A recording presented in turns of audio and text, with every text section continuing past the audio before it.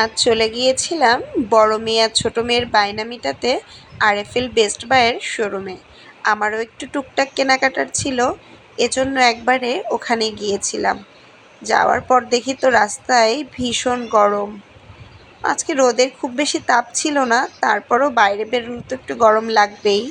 ওখান থেকে ওদেরকে 2টা সফট টয়েস কিনে দিয়েছি। তারপর আবার আমি একটু টুকটাক কেনাকাটা করে চলে যাচ্ছিলাম বাসার দিকে। এই যে হাঁটতে হাঁটতে যাওয়ার সময় দেখি নার্সারিতে অনেক গাছ।